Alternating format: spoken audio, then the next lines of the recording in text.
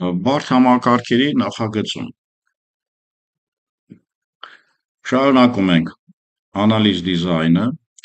քաոսի կարգավորումը արդեն նախորդ դասում յուրացանք դեկոմպոզիցիաների կիրառման միջոցով ցանկալի արդյունքներ են տալիս եւ փորձենք տեսնենք ինչ է բարդ համակարգերի նախագծում։ Բարդ համակարգեր արդեն սահմանել ենք։ Բարդ համակարգերի սահմանման մեջ արդեն հասանք մինչև այդպիսի կարգավորում ստանանք, ինչ է նախագծում։ Այսինքն օբյեկտ կորնորսած անալիզ եւ նախագծում բառը արդեն այստեղ կա։ Ինչպես ենք բարդ համակարգերը նախագծում, հեշտ դասերից չի սա։ Ուրեմն սկսենք ծրագրավորման տեսանկյունից։ Ամեն դեպքում անալիզ դիզայնը սկսում ենք ծրագրավորման տեսակետից, չմոռանանք, որ ցանկանում ենք այլ առարկաներին ինչ որ բան ուղարկել, որոշ կարգավորված, ասենք համակարգեր, որ այլ առարկաներ մեզանից օգտվեն, ու այդպիսի բան կա։ Տեսեք, ծրագրավորումը նախագծման տեսակետից հիմա պետք է նայենք, առաջի մոտեցումը, անունը կդնենք ինժեներական ուղղություն է, ինժեներական ուղղությունը դա ամեն դեպքում գաղափարախոսություն է, մեծ ուղղություն է, տնտեսագիտական մեծ ուղղություն է, պարզ է ինժեները ինչ է սիրում, սիրում է ֆանտազիա, սիրում է գիտություն, արվեստ, այսինքն եթե ինժեները տենց վերցնենք կամ գործանողը իր տարբեր կոմբինացիաները մտքի, մենք այստեղ ֆանտազիա ենք անվանել, ստեղծելով այնպիսի վարժվածության է հասնում, օգտվելով, ասենք, մաթեմատիկայից, գիտական անցյալից, այլ առարկաներից, վերջին հաշվով, եթե ինժեները այնքան է հմտանում, որ արհեստավարժ է դառնում, ինքը դառնում է արվեստի էլեմենտ։ Ինչևից է, ծրագրավորումը այդ էլեմենտները կամաց կվերցնի, մենք կարճ ասած կողմնապահություն կանենք, այսինքն ծրագրավորողը այդ արվեստի մասը ընդհանրապես, եթե շախմատի հետ համեմատեմ, այսինքն ստացվում է, որ նա եւ գիտություն է, տեսեք, եւ արվեստ է, եւ սպորտ է, որը կողք ենք թողնում։ Ահա մեր առարկան արվեստի հասցնելը տեխնոլոգիան, սա մեր առաքելություններից մեկն է։ Ուրեմն տեսեք, եթե ես ինժեներական աշխատանքի ժամանակ օգտագործեմ շատ կոմպոնենտներ, գրադարաններում պահեմ, գոյություն ունեցողներից կոմբինացիա անեմ, այսինքն ես կրկնակի օգտագործման տակ դնեմ ինչ-որ մի բան։ Ծրագրավորումը այդպիսի բան էլ կա։ Օբյեկտ-օրիենտի տեսակետից, կլասների տեսակետի ժառանգականությունը կոդի կրկնակի օգտագործում է։ Ուրեմն եթե ես ունեմ գրադարաններ եւ այդ գրադարաններից օգտվելու տեխնոլոգիաները կոմբինացիայով ստանում եմ, ես արդեն ինժեներական հմտություն եմ ձեռք բերում։ Ինչն է հետաքրքիր։ Մենք շարունակենք։ Իսկ եթե այդ անալոգիան չկա, ենթադրենք այդ կոմպոնենտները նմանակ ինչ-որ միտեղ չկա, ընդհանրապես անալոգիաները բարդ խնդիրների լուծման ժամանակ շատ հզոր բան է, շատ հզոր ուղղություն է, առավել ևս եթե դուք նախագծում եք, եթե դուք ինժեներ եք, շինարարությունից սկսած այլ տեխնոլոգիաներով վերջացրած։ Ուրեմն խնդիրներ կան, որոնք անալոգիան ուղղակի չկա։ Այսօրվա դրությամբ կվանտային կոմպյուտերները հենց այդ մեծ ճանապարհն են, այսինքն օբյեկտ-օրիենտի տեսակետից մենք համընկնման տեղ ունենք, անալոգիաներ չկան ենթադրաբար։ Այդպիսի խնդիրները, օրինակ, կարելի է լուծել, այդպիսի խնդիրներից են ավելի շուտ, օրինակ AI-ի խնդիրները, արհեստական բանականության խնդիրները, ոնց որ անալոգիա չկա, մենք հարթեցինք մեծ բազաների եւ տվյալների մշակման տեխնոլոգիայով, մաթեմատիկայով ստացանք արդյունքներ։ Ուրեմն ստացվում է, որ ծրագրավորումը հիմա մտնում է միտեղ, որտեղ արդեն անալոգիաները ման չեն գալիս, չի ստացվում։ Այդպիսի խնդիրներից են օրինակ, ենթադրաբար, եթե ասենք ես լավ եմ հիշում, Բոտվինիկի տեսությունը, որ ոչ ճշգրիտ նպատակի տեսություն մտցրեց շախմատի մեջ եւ իսկույն ինտելեկտի առաջի էտապն էր։ Դա Գրոսմաստերին ընդօրինակելու, նմանացնելու եւ այլ ինչ-որ տեխնոլոգիաներ են։ Այսպիսով, մենք վերցրենք, որ ծրագրավորումը նույնպես մտնում է ինժեներական ուղղության մեջ, բարդության աշճան, եթե նա արվեստ հասցնենք շատ լավ կլինի, ուրեմն նախագծումը սկսենք քննարկել, նախագծում ես վարքյանին քննարկելով կարող եմ ասել, որ ինչ է իրենց ներկայացնում, նախագծելը այն հին ժամանակներից, գիծ նախագիծը վերցնում եք, շինարարություն անում եք։ Մեզ մոտ ծրագրավորման մեջ նույնպես այդպիսին կա, բայց ոչ թե մենք գծագիր ենք վերցնում, նույնիսկ բլոկ սխեման չենք վերցնում, մենք մոդելներ ենք վերցնում։ Այսինքն ֆորմալ ձևով տեխնիկական առաջադրանքն ենք վերցնում, որ տեխնիկական իրականացում կատարենք։ Այսա վերցրած է ինժեներական աշխարհից։ Ինժեներական աշխարհում նախագծում գոյություն է։ Դրան անալիզ դիզայնի կամ նախագծման անալիզի գաղափարախոսության նախագծման բառը նախագիծը գծել, թղթի վրա գծել, բայց դիզայնը գծել չի միայն եւ ոչ միայն գծել չի ընդհանրապես մտքերով մոդելների փոխհարաբերություն դժվար դասա լրիվ փիլիսոփայությունը չմոռանալ ուրեմն կատարում է տեխնիկական առաջադրանքը մենք ստանում ենք նպատակային ինչ ենք ուզում ծրագրավորումը տեխնիկապես իրականացում այս անցումը շատ մեծ տարածք է եւ կտեսնենք բաժիններում մեզ հետ կհանդիպի Եթե վերցնենք ֆորմալ ձևով գրադի բուչի տեխնոլոգիաներով, այսի կետեր է մեզ տալիս, մենք ուղղակի կարող ենք կարդալ։ Ես չէի ասի, որ հենց հիմա արժեր խորանալ այս կետերի վրա, բայց ծրագրային համակարգի նախագծման ինչ նպատակներ կարող են լինել։ Պարզա, ֆունկցիոնալ, մեզ տված է, ենթադրենք, սպեցիֆիկացիա ֆունկցիոնալ, ասինքն ինչ պետք է անել։ Ուրեմն արտադրանքի տրված ֆունկցիոնալ սպեցիֆիկացիա մեզ համար գործիք է, որից մենք օգտվենք։ Ուրեմն մենք պետք է սպեցիֆիկացիան ունենանք, այսինքն ծրագրավորողը պետք է ստանա հստակ խմբային կամ մոդելային կամ արդեն ավարտված ավարտուն անցումների խումբ բլոկ սխեմայով դա կարա լինի կամ նույնիսկ ծրագրավորողները նստում դա գծում են կամ դա անում են մոդելավորող մաթեմատիկ ծրագրավորողները ինչևից է մենք ուղղակի կարդում ենք ուրիշ ոչ մի բան ուրեմն նախագծման նպատակ հանդիսանում է սպեցիֆիկացիայի բավարարում այսինքն եթե մենք այս սպեցիֆիկացիան չստեղծենք եւ նա չկատարենք չի համարվի որ ես նախագծման էլեմենտ կատարեցի սպեցիֆիկացիան տեխնիկական առաջադրանքն տեխնիկական առաջադրանքը ստանում ես ծրագրի ես վերած այդ արանքում ինչեր կան Պարզա ես պետքա նրան անպայման ստեղծեմ որևէ լեզվով ենթադրաբար արտադրական բավարարում ուրեմն վերցնում ենք տեխնիկական առաջադրանքի կետերը վերցնում ենք որ նա պետքա որևէ արտադրանք տա եւ որևէ լեզվով որը որ ենթադրաբար կաշխատի որևէ համակարգչի վրա Ուրեմն պարզ է արտադրական բավարարում եւ արտադրանքի ֆորմայի բավարարում, որը մեզ ծրագրավորման մեջ այդքան չի երևում, չի ստացվում, այդ ֆորմայի բավարարում կետը այդքան ճիշտ չի, բայց վերցրած է նախագծում որպես այդպեսին մենք վերցնում ենք ծրագրավորման ինչքան կհարմար եւ վերջին հաշվով նա վերջացրեցիք, նախագծեցիք, ծրագիրը ստեղծեցիք, ուրեմն ծրագիր ինչքան ժամանակում կանեք Սա նախագծման պարտադիր պայմաններ են, որը վերցրած այլ բնագավառներից, աբստրակցիա ահավոր։ Ինչքան կտևի եւ պարզա տնտեսագիտական ինչ արժեք կունենա, այս բոլոր հաշվարկներից հետո ուրեմն մենք կարող ենք ծրագրավորումը մտցնել նախագծման process որպես այդ անվան տակ։ Նախագծում մեզ դեռ երկար ժամանակ կուղեկցի մեր գործունեության ընթացքում։ Սա առաջին մոտեցումն է, ինչա նախագծում։ Բուչի ասելով մոտավորապես սպեցիֆիկացիա պետք է ունենանք, պետք է արտադրականության անպայման բավարարություն է կարող աշխատի ծրագիրը, որ կարողանանք այդպեսի դեպք լինում է Android-ով գրած ծրագիր ավելի արագ աշխատում կամ Apple-ով, քան Microsoft-ի ZAML-ով մոբայլի համար։ Եվ պարզա արտադրողական բավարարումը չի լինում, փոխում ենք լեզուն։ Պարզա ֆորմաները մեզ համընկնելու գոնե ես չեմ տեսնում, բայց մնացածը ոնց որ հասկանալի է նախագծման պայմաններ։ 4 կետերից 3-ը ոնց որ մենք կարող ենք հասկանալ։ Ավելին, մոդելի ստեղծման կարևորությունը շատ կարևոր է, այսինքն ծրագրավորողներս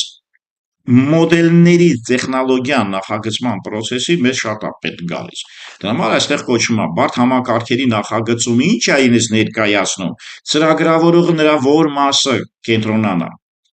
Մենք փորձում ենք այլ առարկաների հետ հանդիպել եւ չմոռանանք, որ մոդելը շատ լուրջ բան է։ Մոդելը գծագրով կարա լինի, մոդելը կարող է լինի նույնիսկ նստել խոսելու տեխնոլոգիանով։ Այսինքն, հիմա ծրագրավորողի այդ մոդելների տարբեր ձևեր հիմա քննարկենք։ Ծրագրավորման զարգացման նախնական этаպում, եթե դուք ծրագրավորումը սկիզբն է եղել, հասարակարգը դեռ նոր էր, ալգորիթմական լեզուներ էր, կոնկրետ խնդրի համար էինք լուծում, անգլերեն ունի այդ հոս չգիտեմ ինչա նշանակում, կոնկրետ խնդրի համար։ Ուրեմն սա կարող անել մի ծրագրավորող, շատ քիչ ծրագրավորողներ իրար հետ տեսնելով, խոսալով ոչ մի խնդիր, այսինքն պարզ խնդիրներ լուծելուց կամ հենց սկզբից այդպես էլ եղել է, ծրագրական զարգացման կոնկրետ խնդրի համար մենք կարող ենք մոդել ստեղծել եւ կոնկրետ խնդրի աշխատանքը։ Ծրագիրը այդ этаպում հասարակ է կոչվում։ Չկա կրկնակի կոդի օգտագործում, այսինքն գրադարաններ չկա, կոմպոնենտներ չկա, մասերի փոխարինելություն չկա, այսինքն մեր ծրագրի մի մասը հետո փոխարինենք մյուս մասին, գրադարանում գրենք, հետո մի այլ ծրագրում այդ մասը օգտագործենք, սեփական գրադարան, ուրիշի գրադարան, կա տենց ընդհանրապես հիմնականում վճարվում է ֆիրմաներում գրադարաններին, ուրիշի արածը բերում ենք, վճարում ենք, մենք դրանից օգտվում ենք արդեն պատրաստի եւ շարունակում ենք։ Չկա այդպիսի բան, եթե նախնականում է։ Ուրեմն նախնականում սովորական, ասենք ոնց կարող եք պարզ ձևով տեսնել անձնապես։ Կասկադայինը հաջորդն է համարվում։ Ուրեմն մոդելները տարբեր են։ Պրիմիտիվ, սկզբնական, առանց գրադարանների տեխնոլոգիան։ Հաջորդում կատարում եք կասկադային սկզբունք, ուրեմն ստացվում է, որ ես ծրագիրը պետք է բաժանեմ, տիրեմ գաղափարախոսության մեջ է մտնում։ Նու կոչվում է ֆազաների մենք կանցնենք ամենավերջում process-ը որպես նախագծում կանցնենք, բայց ֆազաներ բառը այստեղ արդեն բռնեց։ Ֆազաներ բառը ընդհանրապես շատ հզոր բառ է քվանտային մեխանիկայում կամ ծրագրավորման IT-ում, նույնպես ֆազաների կյուբիտների հետ կապված բառ կա։ Ուղղակի հիշեցնում եմ, որտեղ մենք անցնելու ենք։ Ուրեմն բաժանվեց ֆազաների, պահանջների անալիզ, նախագծի բաժանում, դոկումենտացիայի ստեղծում եւ այլն։ Այսինքն մենք ծրագրավորումը կասկադավորեցինք։ Սկիզբ, հետո միջին մաս, դոկումենտացիան նույնիսկ, ասենք վերջին հաշվով ինչպես եք օգտագործում։ Ուրեմն 70-ական թվականներին գլխավորապես փոխվեց փիլիսոփայությունը, ահա եւ ստացվեց, որ սկզբնականը եւ կասկադայինը վատ չէր։ Կասկադայինը ուղղակի մի քիչ արդեն խնդիրը մասերի բաժանեցինք, ֆազաների, պահանջներ, անալիզներ եւ այլն։ Նույնիսկ դոկումենտացիան դարձավ իր մաս։ 70-ականներին մտցվեց մի գաղափար, որի անունն է մոդել։ Ահա մոդելի ստեղծման կարևորությունը բերեցինք սկզբից, կասկադից, այդ մոդելը շատ լուրջ խնդիր է։ Եթե մոդելի տեսակետից նայենք որպես ծրագրավորող, մոդելը մոդելներով ծրագրավորել ուզած առանձին ֆայլերով ծրագրավորես։ Այսինքն մի ծրագրի սահմաններում չես դու ցանկանում դա կատարել։ Ուրեմն ցանկացած բաց խնդիրը պետք է քննարկվի։ Տեսեք, ուրեմն մոդելի վրա լուծելու տեխնոլոգիան սա լրիվ նորություն է։ Այս սա գալիս է նաև քվանտային մեխանիկայի, քվանտային կոմպյուտերներին, Ռիչարդ Ֆեյմանը կոմպյուտերների մասին, որ առաջ անգամ տվեց, ասեց մեզ պետք է քվանտային աշխարհի հաշվարկը, որ շատ բարդ է, քվանտային այդ մոդելը ստեղծել, քվանտային կոմպյուտեր լինի, ու այդ մոդելի վրա աշխատել, այսինքն հենց քվանտային մեխանիկան ստիպել է, որպեսզի մոլեկուլների, ատոմների աշխարհում մոդելի վրա աշխատելու համար քվանտային կոմպյուտեր մոդելը ստեղծել եւ դա ոնց որ աշխատում է։ Դա շատ անցյալ տարի,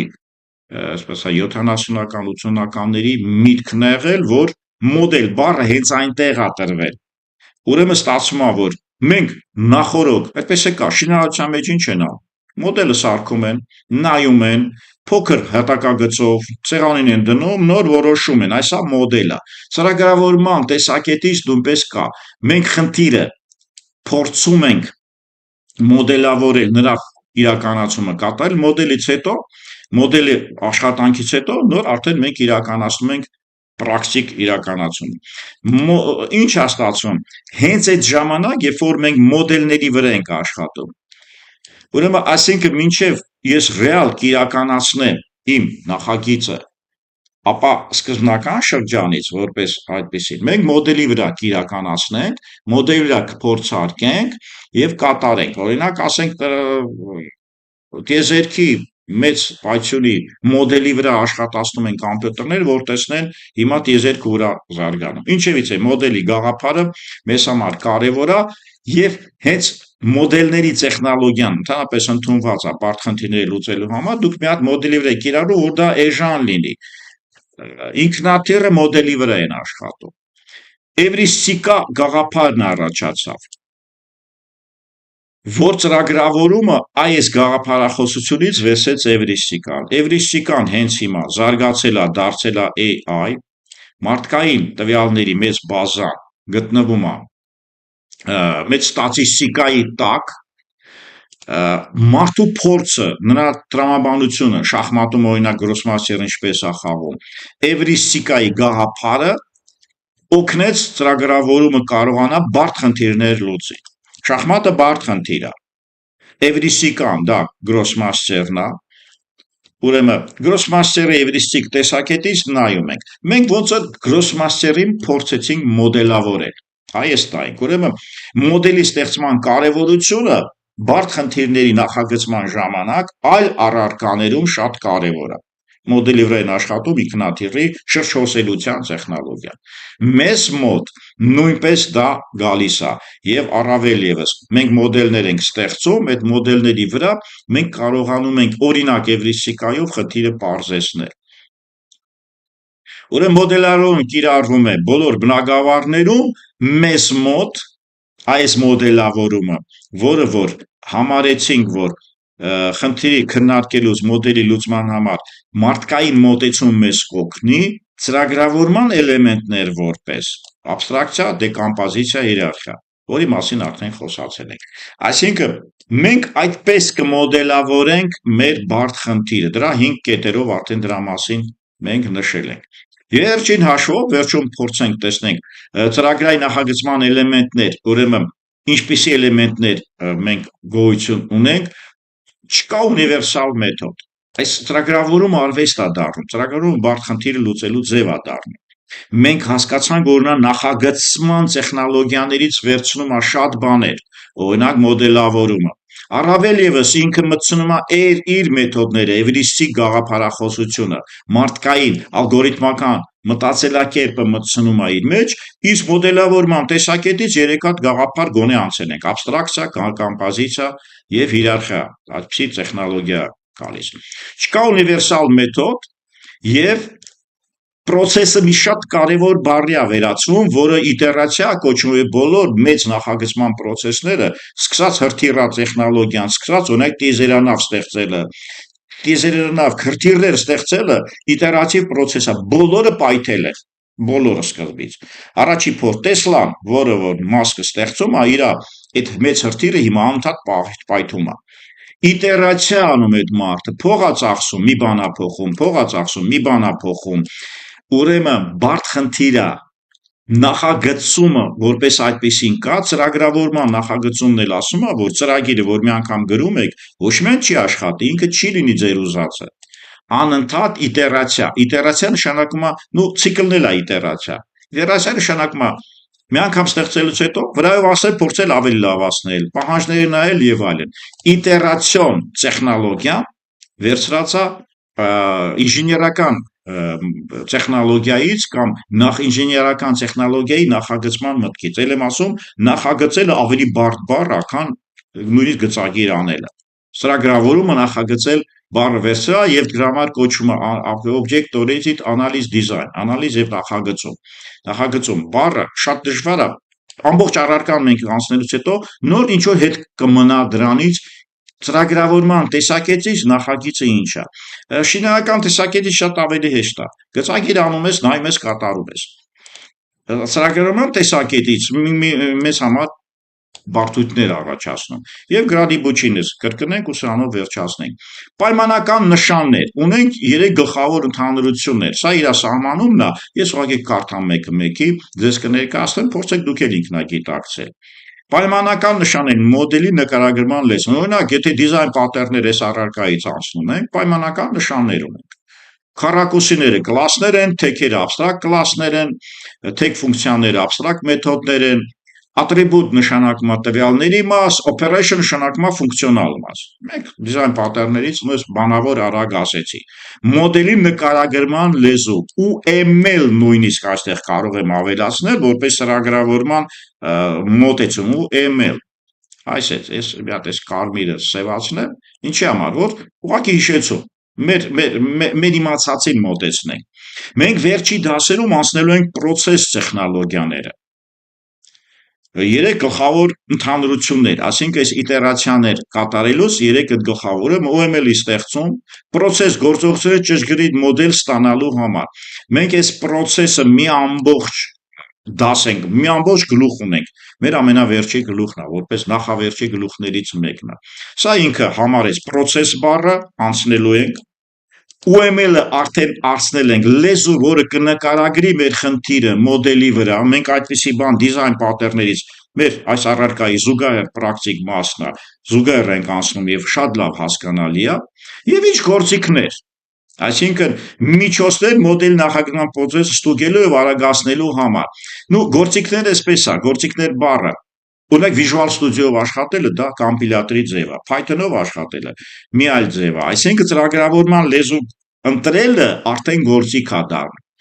Եվ առավել եւս debug-ը ստուգելու համար է։ Relay-ը debug-ի, ես ցույց տամ իմ մոտ այստեղ debug-ը ստուգելու համար է, relay-ը արտադրական կոդ ստանալու համար է։ Եթե ես հիմա Ctrl F5 անեմ, ինքը ուղղակի կաշխատի, ոչ մի խնդիր չկա։ Սա C# տեխնոլոգիաներից աշխատեց, կարևոր չի։ Relay-ով արտադրական ստեղծեց։ Այսինքն գործիքները ինչպիսին ընտրել եւ նույնիսկ այդ գործիքներում կա ստուգելու եւ արագացնելու համար։ Օրինակ ստուգելու համար մեզ մոտ եկեք ավելացնենք, մենք կզարգանում ենք ամեն վայրկյան։ Debug Debug-ը մեզ համար ծրագրավորման տեսակետից, իսկ արագացնելու համար, եթե սխալ չեմ գրել, realize, փորձեմ, realize սխալ գրեցի, ոչինչ,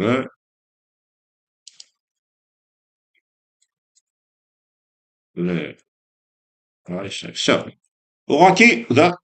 հիշեցնելու համար էր։ Առավել եւս, ուրեմն վերջապես մենք արդեն գրադի բուչի կամ այսպես այն գրքից, որ հիմք համարեցինք, նշեցինք այդ որ իտերատիվ process է եւ ինչ առանձնահատուկ մասեր կա։ Եվ վերջում եւս մի անգամ կրկնենք եւ համարենք, որ ամենաբարդագույն դասախոսի համար չբացատրելու, որտեղ ամբողջ առարական է բարդ համակարգերի նախագծում։ Բերել ծրագրավորում եւ փորձել նախագծել բառը կպցնել ծրագրավորմանը, որը ոնց որ մոդելով աշխատեց, որը ոնց որ abstract դեկոմպոզիցիա հիերարխիայով աշխատեց, ինչ որտեղ էվրիստիկայով աշխատեց, դա բարդ խնդիրներ AI-ի եւ այլն, եւ մենք որոշեցինք, որ իսկ ինչպես ենք իրան ընդհանրապես տարանջատում, մանրացնում եւ գործիքներ ստեղծում աշխատենք։ Օբյեկտ կողմնորոշված մոդելներ տեխնոլոգիան չկա նախագծման համար ամենալավ տարբերակ, ուրեմն ստացվում է, որ հենց արվեստի գործ է ստացվում, ամենալավը չկա։ Այսինքն օբյեկտ կողմնորոշված դեկոմպոզիցիան մեզ համար հետագայում կլինի գլխավորը, իսկ դեկոմպոզիցիա նշանակում է քանդել, սարքել, այսինքն մասնաանալիզ, սինթեզ, այսինքն մաթեմատիկայից վերցրած է կոնստրուկցիան քանդել, վերակոմպոզիցիացնել, այս առումով։ Եվ պարզա ծրագրավորում մինչև չդառնա արվեստ, դուք չեք կարող հաջողության հասնել։ Առավելևս այս AI-ի դարում։ Այսինքն առարկայի էությունը մինչև չհասկանաք, խնդրի էությունը չհասկանաք, առարկա էությունը դասավանդումով չստացվի, ապա մենք չենք կարող առաջ գնալ։ Ինչևիցե, որպես այդպիսի մոդելների գլխավոր գործիք մենք կորոշենք կօգտվենք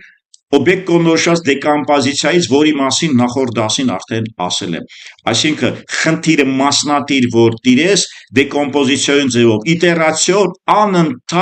անընդհատ վերալավացնել տեխնոլոգիայով։